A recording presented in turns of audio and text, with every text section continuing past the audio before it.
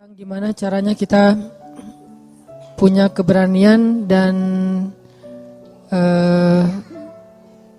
kemantapan azam buat mengambil sebuah keputusan besar dalam hidup kita. Kalau kita analogiin tuh kayak misalnya seorang cewek lagi mau pulang ke Bandung dari luar kota nih. Terus dia pesan mobil rental dengan drivernya, gak kenal dengan drivernya. Tiba-tiba driver itu datang, terus penampilan drivernya kayak serem gitu. Si ceweknya gak kenal, penampilan drivernya agak serem. Terus secara gayanya juga drivernya orangnya kayak menakutkan gitu. Pasti si cewek ini juga gak akan nyaman untuk bisa pakai mobil itu dengan driver itu pulang dari misalnya sebutlah dari Jakarta ke Bandung atau dari Pangandaran ke Bandung pakai mobil rental dengan driver kayak gitu malam hari, pasti nggak nyaman. Kalau dia bisa milih pasti dia akan ganti. Kalau dia udah terlanjur dan terpaksa harus naik, di belakang duduknya juga nggak akan tidur semalaman. Nanti kalau berhenti di jalan gimana, nanti kalau ini gimana. Minimal kalau nyetirnya ugal-ugalan kayak gimana, kalau dia misalnya marah sama mobil lain di jalan kayak gimana, nggak tenang. Kenapa nggak tenang? Dia menyerahkan waktunya, hidupnya malam itu untuk di jalan dari Pangandaran ke Bandung, karena dia nggak kenal sama driver itu. Dia belum tahu driver itu kayak gimana orangnya. Beda kondisinya kalau misalnya dia rental mobil temennya, yang ngedrive-nya temannya sendiri yang jadi driver. Yang dia kenal dia nyetirnya smooth, nyaman, gak emosional, gak suka ngebut, terus safety banget, orangnya amanah juga, udah lama kenal sama dia.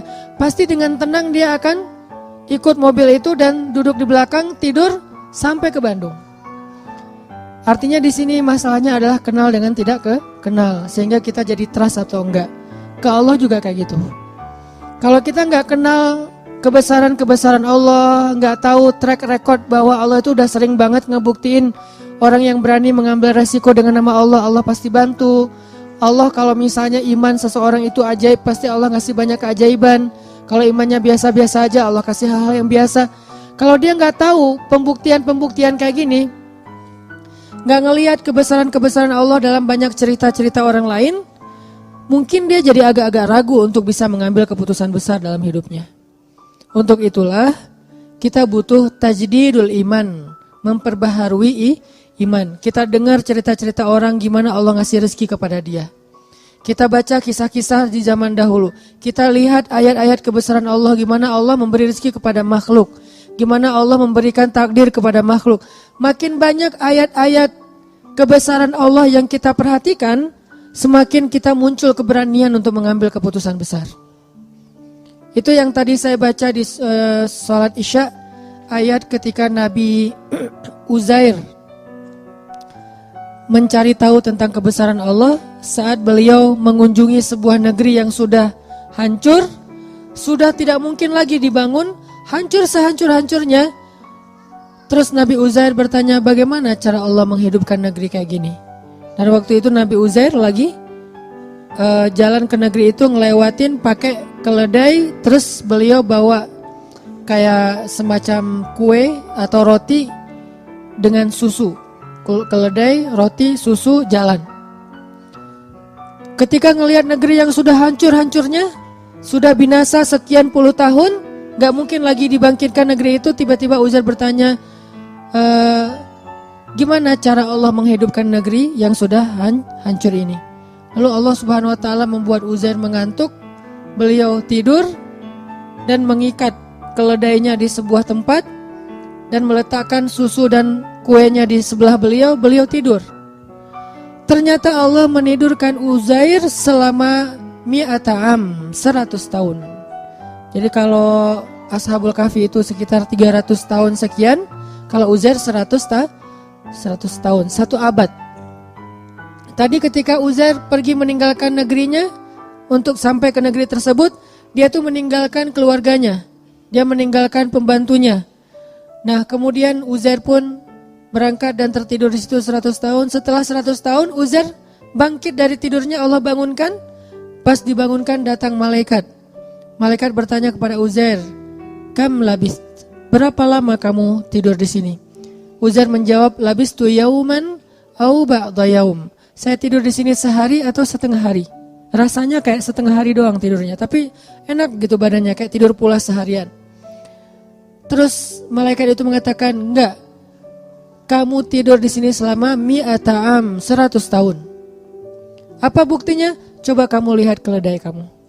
Keledainya sudah menjadi tulang belulang, sudah tidak ada lagi daging, kulit, benar-benar udah jadi tulang. Seperti bangkai tulang hewan yang ada di tengah padang pasir, udah habis 100 tahun. Tapi coba kamu lihat makanan kamu masih seperti baru ditinggalkan tadi dan masih hangat. Jadi kayak roti gitu, baru ditaruh, itu kayak baru naruh beberapa menit yang lalu, masih hangat, rotinya masih lembut, belum kering sama sekali. Jadi Allah kasih dua kondisi yang berbeda dengan waktu yang sama. Yang satu 100 tahun sudah jadi tulang belulang, yang satu yang harusnya nggak usah tunggu 100 tahun, sehari juga basi kan. Kalau keledai ditinggal beberapa hari mungkin masih bertahan nih, lemah, mungkin lama-lama mati dan nggak langsung jadi tulang. Tapi kalau roti sehari juga udah basi. Hari ketiga udah keluar jamur, lama-lama keluar ulat dan habis gak ada sisa. Tapi yang harusnya sehari basi masih hangat. Yang harusnya beberapa minggu baru menjadi tulang, malah sudah menjadi tulang belulang. Akhirnya malaikat ini kemudian menyebut nama Allah, tiba-tiba tulang belulang keledai itu disatukan lagi, dirangkaikan lagi, kemudian dagingnya membalut tulang, lalu kulitnya membalut daging. Tiba-tiba keledai itu kayak apa ya, kayak rewind gitu ya, kayak balik lagi gitu. Tiba-tiba dia jadi hidup. Dan ini nggak pakai aplikasi loh, benar-benar nyata gitu, bukan pakai aplikasi editan atau apa. Tiba-tiba jadi hidup lagi. Dan keledai itu persis seperti ketika tadi Uzair tinggalkan saat sebelum beliau tidur. Disinilah Uzair mengatakan, "A'lamu annallaha ala kulli syai'in qadir." Sekarang saya mengerti, Allah itu emang maha kuasa atas apapun juga, bisa apa aja, gak ada yang gak bisa. Nah, tajdid iman. Kalau cara Nabi Uzair mentajdid iman dengan hal-hal yang kayak gini, karena beliau imannya ajaib, makanya dikasihlah mujizat-mujizat yang di atas nalar kita. Kalau kita bisa mentajdid iman dengan dengar cerita-cerita orang, dengar cerita-cerita orang yang pernah merasakan keajaiban dalam rezeki, keajaiban dalam kehidupan, keajaiban dalam pemberian Allah, keajaiban dalam jodoh, itu banyak banget. Dan cerita-cerita kayak gitu harusnya menguatkan azam kita untuk mengambil keputusan yang besar dalam hidup. Saya secara pribadi itu yang selalu saya coba recharge ke diri saya untuk berani mengambil hal-hal yang memang mungkin gak besar-besar amat, tapi buat saya itu juga butuh keberanian untuk melakukannya. Karena apa? Karena banyak mendengar kisah-kisah baik yang pernah terjadi atau yang sekarang sedang terjadi di antara teman-teman kita. Gak jauh dari ayat itu, hanya berselang satu ayat, bahkan gak berselang setelah ayat itu, ada lagi kisah Nabi Ibrahim juga sama, pengen menguatkan iman. Jadi tiba-tiba Nabi Ibrahim bertanya, "Wa idh qala Ibrahim, Rabbi arini kaifa tuhyil mauta." Ya Allah, gimana? Coba tunjukkan ke saya cara engkau menghidupkan yang udah mati itu gimana, biar yakin dengan hari kebangkitan. Allah bertanya dan Allah Maha tahu jawabannya. Awalam tu'min? Apakah kamu belum beriman wahai Ibrahim? Kata Ibrahim, qala bala walakin liyatma'inna qalbi. Ya Allah, saya udah beriman, cuman pengen mantap nih. Tajdid, perbaharuan, recharge. Saya pengen lebih mantap ya Allah, coba tunjukin ke saya gimana cara ngidupin yang mati. Allah berfirman, ambillah 4 ekor burung, lalu potong-potong kecil, sembelih, taruh di 4 penjuru bukit yang berbeda-beda. Udah mati, udah dipotong-potong kecil, dicincang-cincang, bisa jadi sate, itu ditaruh di bukit-bukit yang berbeda. Sekarang wahai Ibrahim, tepuk tangan kamu dan panggil dengan nama Allah. Burung itu datang dalam keadaan utuh, tidak ada satu goresan luka pun di tubuh burung tersebut. Baru Ibrahim mengatakan, Innallaha azizun hakim. Allah itu maha perkasa dan maha bijaksana. Ini cara para nabi juga mentajdid iman, teman-teman, memperbaharui iman. Bagaimana cara kita? Tadi, lihat kebesaran Allah di langit, lihat kebesaran Allah di bumi, baca ayat-ayat kauniyah, ayat-ayat ilmiah, lihat di sekitar kita, dengarkan kisah-kisah orang di sekitar kita. Maka kita makin yakin, gak usah khawatir kalau gambling dengan Allah, asalkan kita ikhtiarnya halal, Allah nggak bakalan ngecewain kita. Kemarin ada seorang ustadz cerita ke saya, waktu saya ke Kalimantan, ke Balikpapan. Beliau tinggal di Balikpapan.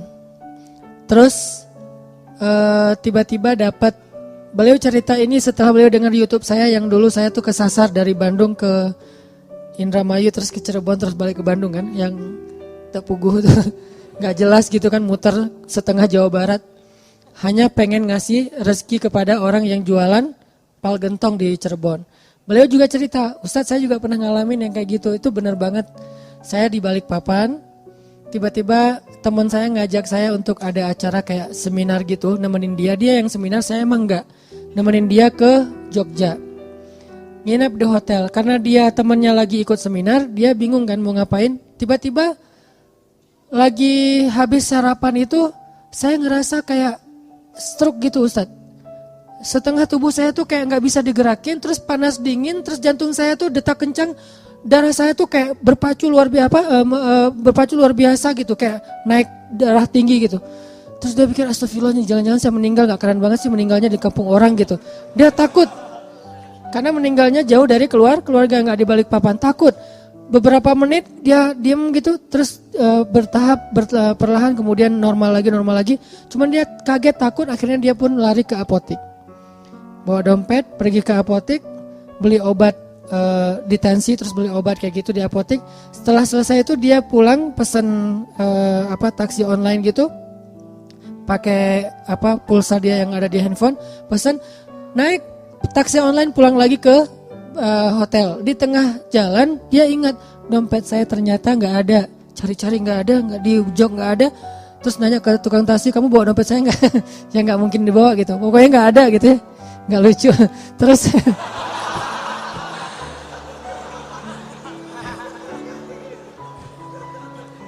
ternyata komennya yang lucu. Terus dia nyari-nyari nggak nemu, dia bilang, Pak boleh nggak saya balik lagi ke sana. Sampai di hotel dia order lagi, balik lagi ke apotik. Sampai di apotik ternyata kata apotekernya, ada Pak tadi saya nemu dompet Bapak, cuman dibawa sama security. Saya kasih ke security, dibawa. Pergilah ke security, ke pos satpam. Ternyata pos satpamnya lagi jemput anaknya. Nunggulah dia beberapa jam sambil satpamnya jemput anaknya, ditelepon karena udah ganti seat. Terus telepon, satpamnya datang. Pas datang akhirnya dia karena merasa ini di sini ada dompet, ada duit, ada ATM, ada SIM, ada KTP, pokoknya banyak kartu berharga. Dia ngerasa satpam ini berjasa buat dia, dikasihlah entah 100.000 entah 200.000. Satpam ini mengatakan, alhamdulillah, masya Allah, alhamdulillah, saya baru aja tadi kepikiran pengen bayar sekolah anak saya. Kami belum dapat pinjaman, makanya tadi saya lama ngejemput tuh nyari pinjaman dan belum nemu, belum dapat. Makasih ya Pak, ini dapat 100.000 itu untuk bayar sekolah anaknya. Baru beliau sadar, benar ya. Ujuk-ujuk teman saya ngajak saya nemenin dia seminar ke Jogja. Terus habis sarapan di hotel, tiba-tiba saya stroke supaya saya datang ke apotik. Di apotik itu tiba-tiba dompet saya ketinggalan. Saya balik lagi, ternyata dompet udah dipegang security. Sehingga saya merasa berjasa, saya kasihlah dia 100.000. Tapi jauh-jauh untuk ngasih 100.000 kepada seorang hamba Allah yang Allah pengen ngasih rezeki buat dia. Ini rencana Allah Subhanahu wa Ta'ala. Dan gak harus selalu bentuknya sedekah, hadiah. Bisa juga bentuknya yang profit, keuntungan dari usaha-usaha kita yang gak nyangka ternyata keuntungannya lebih daripada yang kita pernah bayangin. Ini artinya teman-teman, cerita-cerita kayak gini harusnya nambah yakin kita kalau kita ngambil keputusan besar, sebesar apapun Allah lebih besar.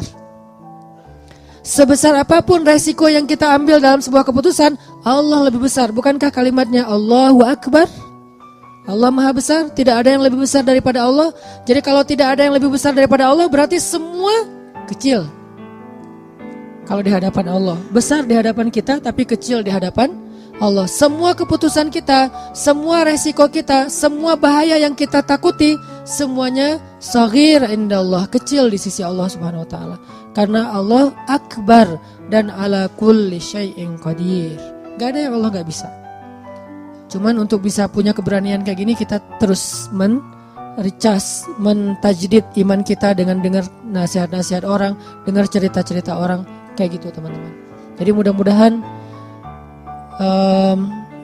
dari sekarang kita coba lebih sering mencas iman kita lewat motivasi taklim, lewat bacaan, lewat cerita-cerita teman kita, hal-hal yang ajaib dalam hidup dia. Suatu saat kalau memang kita harus mengambil sebuah keputusan besar, maka kita sudah punya kemantapan hati, sudah yakin sama Allah. Dan keyakinan kita yang dalam itu, itulah modal paling penting kita dalam mengambil keputusan besar. Bukan misalnya nih, mau ninggalin kerjaan, udah nabung dulu sekian ratus juta, biar nanti kalau lagi oleng masih ada simpanan uang. Bukan itu modal yang nomor satu, walaupun itu penting. Tapi bukan itu nomor satu. Nomor satu adalah yakin kepada Allah. Karena makin kita yakin kepada Allah, Allah juga makin ngebuktiin kebenaran dari keyakinan kita. Kalau kita ragu-ragu dikit, Allah ngebuktinya juga sesuai dengan zon prasangka kita kepada Allah. Kalau buat saya pribadi, saya terus ngelatih yang kayak gini-gini. Pokoknya kalau sama Allah mah gak usah khawatir lah. Yang penting ikhtiar. Dan ikhtiar itu bagian dari tawakal. Ikhtiar itu bukan berbeda ya, bukan ikhtiar dan tawakal. Ikhtiar itu bagian dari tawakal. Karena kalau orang yang tidak tawakal pasti ikhtiarnya melenceng. Kalau dia ikhtiarnya gak melenceng, masih fisabilillah, masih sesuai dengan syariat, koridor, on the track, berarti dia masih tawakal sama Allah, masih berserah. Begitu ikhtiarnya udah keluar dari tracknya Allah, berarti dia udah gak yakin dan gak berserah lagi kepada Allah. Jadi ikhtiar, doa, bagian dari tawakal. Ikhtiar, doa, pasrah, itu bagian dari tawakal. Jadi bukan tawakal dan ikhtiar, bukan. Ikhtiar bagian dari tawakal. Dan insya Allah ini bisa menjadi motivasi buat kita dalam mengambil keputusan-keputusan hidup kita. Walaupun mungkin awalnya emang agak berat, awalnya mungkin agak menyedihkan, awalnya mungkin agak sedikit terbeban, tapi beban itu sedikit demi sedikit akan Allah ringankan. Dan setelah kita sampai kepada janji Allah untuk menolong kita, malah nanti kita akan mengatakan bersyukur dulu saya berani mengambil keputusan itu. Tapi iman kita harus stabil ya, jangan 2 hari, seminggu, sebulan kemudian kita mulai suudzon sama Allah, yang tadinya Allah udah mau nolong kita gak jadi, gara-gara apa? Udah pundung. Allah udah nurunin nih keajaiban dalam hidup kita, pelan-pelan turun ke bumi, dan itu juga butuh waktu gitu ya. Kenapa butuh waktu kok gak segera? Karena Allah pengen ngelihat kesabaran kita, pengen ngelihat ketahanan iman kita. Pas udah mau sampai, kita pundung.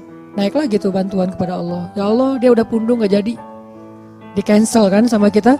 Nah terus saja, jangan ada batasnya. Yakin sama Allah mah gak ada batas. Kalau sabar kepada manusia ada batasnya, tapi sabar kepada Allah gak ada batasnya. Sabar kepada manusia ada batasnya, tapi sabar ke Allah gak ada batasnya. Maka mudah-mudahan kita terus husnuzon sama Allah, terus yakin sama Allah, dan ngambil keputusan-keputusan hidup kita. Masing-masing punya hajat, punya masalah, dan Allah akan menolong kita. La'allahu khair, la tahzan, innallaha ma'ana. Jangan ngerasa sendiri, jangan berputus asa, jangan khawatir, jangan sedih. Allah bersama kita.